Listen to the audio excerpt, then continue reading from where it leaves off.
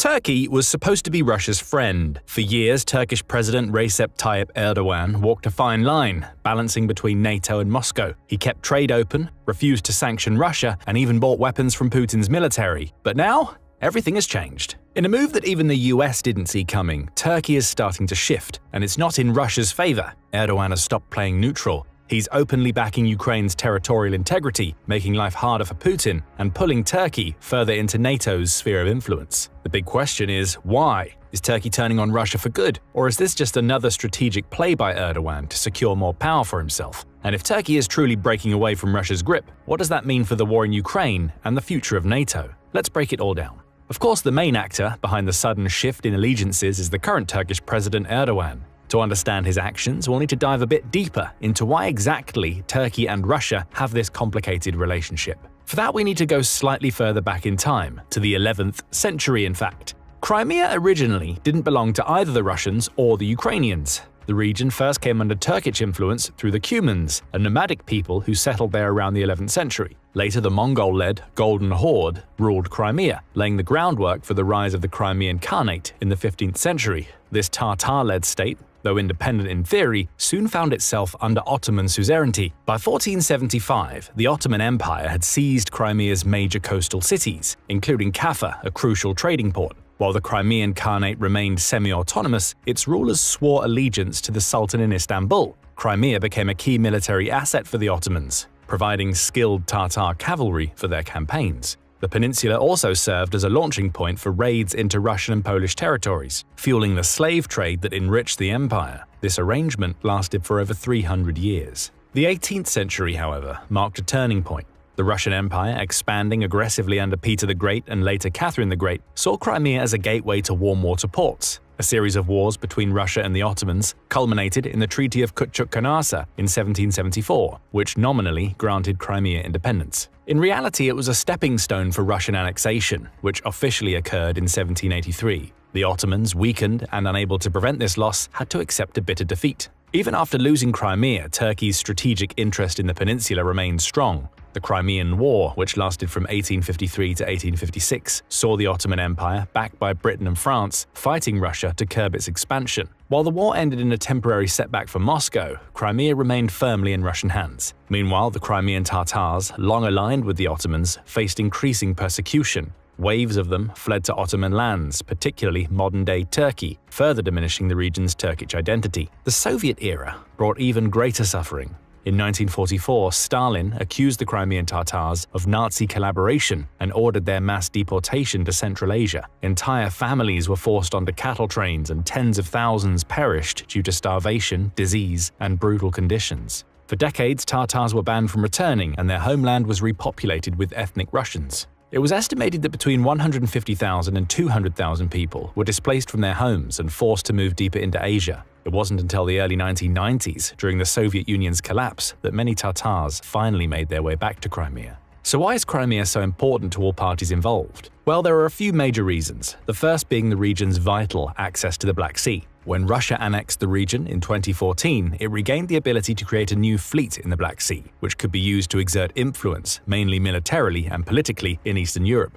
By securing Crimea, Russia has annexed one of arguably the most important areas of modern Ukraine. Not only does Crimea provide ready access to the Black Sea, it also has plenty of natural resources. As a prime example, Crimea's surrounding waters in the Black Sea and the Sea of Azov hold substantial oil and natural gas reserves. Before Russia's annexation, Ukraine was developing these offshore fields as part of its broader energy independence strategy, which would have reduced its reliance on Russian gas imports. The most notable energy assets include the Skifska and Feroska gas fields, estimated to contain billions of cubic meters of natural gas, the Odessa gas field, a major offshore natural gas production site in the northwest Black Sea, and the Crimean Shelf, which has significant untapped hydrocarbon potential. By annexing Crimea, Russia took control of these reserves, significantly expanding its energy dominance in the Black Sea. Ukrainian energy companies, such as Chornomornaftogaz, lost control of offshore extraction sites, which were seized quickly by Russian-backed authorities. Not only did this make Ukraine much more dependent on energy imports, but it also allowed Russia to build a practical monopoly on producing and refining oil and natural gas in the central and eastern parts of Europe. Why does this concern Turkey, though? Well, Turkey has historically relied heavily on Russian natural gas to meet its energy needs. In 2021, Russia supplied approximately 44.9% of Turkey's domestic gas demand.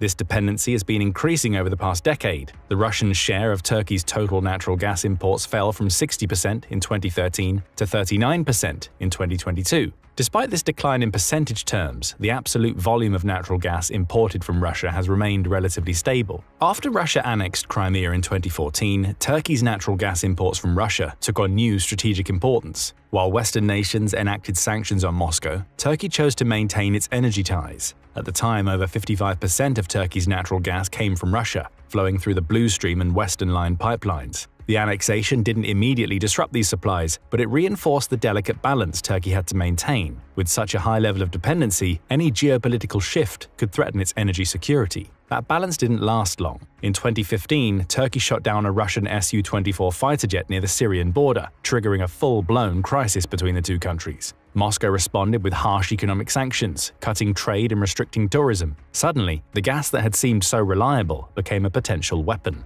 Turkey had no choice. It had to rethink its energy strategy. The first step, finding new suppliers. Azerbaijan quickly became a big player in Turkey's energy mix. The launch of the Trans-Anatolian natural gas pipeline, TANAP, in 2019 gave Turkey direct access to Azerbaijani gas, reducing its reliance on Russian pipelines. But Azerbaijan alone couldn't replace Russia's vast supply. Turkey needed more options, and fast. That's when liquefied natural gas, LNG, entered the picture. Imports from the US, Qatar, and Algeria surged as Turkey expanded its LNG infrastructure. Even as Turkey diversified, it didn't cut ties with Russian energy entirely. In fact, the two countries struck an even bigger deal. The Turk Stream pipeline, completed in 2020, created a new route for Russian gas, bypassing Ukraine and strengthening Turkey's role as an energy hub. The irony was clear. While Turkey worked to reduce its dependency, it also became a key transit point for Russian gas to Europe. Then came 2022. Russia's full-scale invasion of Ukraine. This put Turkey in an even tougher position. European countries slashed Russian gas imports, but Turkey continued buying, taking advantage of deep discounts.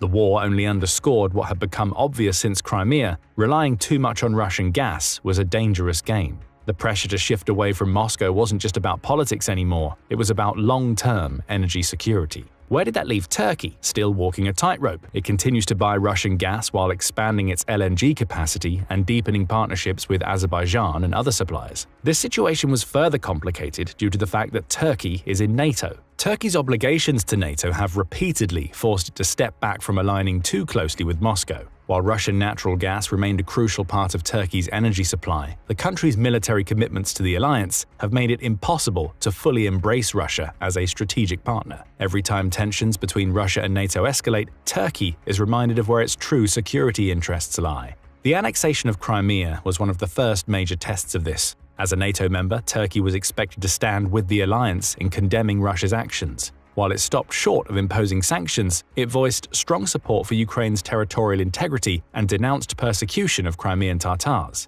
And all the while, Turkey kept buying Russian gas, walking a fine line between economic necessity and geopolitical loyalty. When Turkey shut down the Russian Su-24 fighter jet that violated its airspace near the Syrian border, Russia retaliated with economic sanctions. Gas supplies were not directly cut, but the crisis proved how vulnerable Turkey was to Russian pressure. The incident also reinforced NATO's role in defending Turkish airspace when tensions flared. Turkey had no choice but to lean on its allies. Despite these setbacks, Turkey and Russia found ways to cooperate. The completion of the Turk Stream pipeline in 2020 deepened their energy relationship, allowing Russia to bypass Ukraine and send gas directly to Turkey and southern Europe. However, just as their energy ties strengthened, NATO's concerns about Turkey's military purchases from Russia began to strain relations. When Turkey bought Russian S-400 missile defense systems, NATO responded with harsh consequences, including removing Turkey from the F-35 fighter jet program. The message was clear: relying too much on Russia, even for defense, would come at a steep price. After Russia invaded Ukraine in 2022, Turkey refused to join Western sanctions on Russian energy. Yet it did close the Bosporus and Dardanelles Straits to Russian warships, limiting Moscow's military operations in the Black Sea. At the same time, Turkey supplied Ukraine with Bayraktar drones, which played a key role in resisting Russian advances. These moves distanced Turkey further from Russia, proving that when push came to shove, NATO's security interests outweighed economic dependency. And it's this assurance that NATO will defend Turkey that ultimately forces it to put aside its Russian influence and stay with the Western world. This is more of a symptom of how Russia has mismanaged its geopolitical alliances by attacking Ukraine. The invasion didn't just damage Russia's standing in the West, it also weakened its alliances with key global partners. Once seen as a strategic power broker that used its plentiful oil and gas reserves to leverage beneficial deals, Russia has steadily alienated its allies, diminished its influence, and pushed neutral countries closer to NATO. Every diplomatic misstep, battlefield failure, and economic strain has only reinforced the perception that Moscow is no longer a reliable or dominant force. Meanwhile, NATO has capitalized on these fractures, expanding its influence and strengthening its alliances in ways that would have seemed impossible before the war. One of the biggest blows to Russia's global standing has been the loss of credibility as a military power. Before the invasion, Moscow positioned itself as a dominant force, capable of challenging the West. As the war dragged on, its underwhelming battlefield performance, heavy casualties, and logistical failures exposed serious weaknesses. Countries that once saw Russia as a powerful security partner, such as Armenia, Kazakhstan, and even China, began reconsidering their ties. When Russia failed to support Armenia in its 2023 conflict with Azerbaijan over Nagorno-Karabakh, it sent a clear message: Moscow couldn't even protect a close ally, let alone project power globally. Russia's economic dependence on China and India also became a vulnerability. As Western sanctions cut off Russian oil and gas exports to Europe, Moscow turned to Beijing and New Delhi as alternative buyers. While these countries continued purchasing Russian energy, they did so at massive discounts, taking advantage of Moscow's desperation. China, once seen as an equal partner in a multipolar world, began treating Russia more like a junior partner, a dramatic shift from their pre-war relationship. India, meanwhile, maintained ties but strengthened its military cooperation with the US, signaling that its long-term security interests lay with the West rather than Moscow. The war also strained Russia's long-standing influence in Central Asia. Countries like Kazakhstan and Uzbekistan distanced themselves, refusing to recognize Russia's annexation of Ukrainian territories and seeking closer economic ties with China, Turkey, and the West. Kazakhstan, traditionally a loyal Moscow ally, openly defied Russia by refusing to support the war and increasing cooperation with NATO members. This shift significantly weakened Russia's control over its post-Soviet sphere of influence. Perhaps the biggest geopolitical win for NATO came in Northern Europe, where Russia's aggression forced Sweden and Finland to abandon their neutrality and join the alliance. Before the war, the idea of Finland, a country that shares a 1,300-kilometer border with Russia, joining NATO would have been unthinkable. Russia's invasion erased decades of hesitation. In 2023, Finland formally became a member of NATO, doubling the alliance's direct border with Russia. Sweden followed in 2024, further expanding NATO's strategic reach in the Baltic region. What was meant to weaken NATO had the opposite effect. It strengthened and expanded it. Meanwhile, Turkey, despite its historically complicated relationship with NATO, aligned more closely with the alliance due to Russia's actions. While Turkey did stall the ascension of Finland and Sweden into the alliance for a full 2 years, on paper this had nothing to do with Russia's ongoing affairs. Considering the timeline where both countries became full NATO members a year into the war, it's clear that Turkey had decided that there was very little it could gain from unashamedly favoring Russia in global geopolitics. This was mainly due to Russia's aforementioned failure to capitalize on the enormous numerical advantages that it possessed at the start of the conflict. By all counts, Russia had roughly double the total manpower, and in some cases 10 times the military troops Ukraine had when the invasion started. The original plan for Russia was to claim victory over Ukraine within a few weeks by performing a few debilitating strikes on the Ukrainian government.